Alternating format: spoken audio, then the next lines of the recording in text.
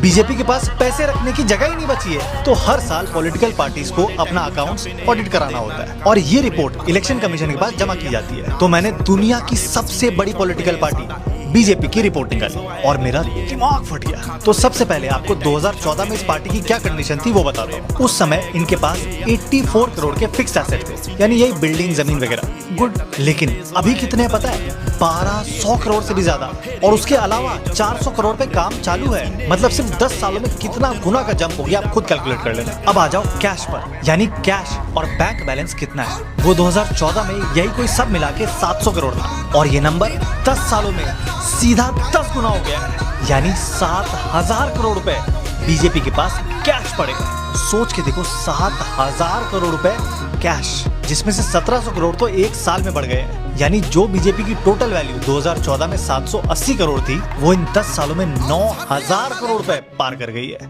अब ये पैसे आए कहां से? तो ये सब मैक्सिमम डोनेशन यानी चंदे से आए हैं। जैसे 2014 में एक साल में बीजेपी को 640 करोड़ रुपए मिले थे, लेकिन 2023-24 में कितने मिले पता है? 3900 करोड़ रुपए। अब आप बोल सकते हो तुझे क्या, लोग बीजेपी को पसंद करते हैं इसलिए डोनेट किया होगा, लेकिन ऐसा नहीं है। इसमें से मैक्सिमम पैसा आपने, हमने नहीं, बल्कि बड़ी बड़ी कंपनीज ने दिया है। अब आप खुद सोचो, कोई किसी पॉलिटिकल पार्टी को इतने इतने पैसे क्यों देगा? मैं बताता हूँ क्यों देगा।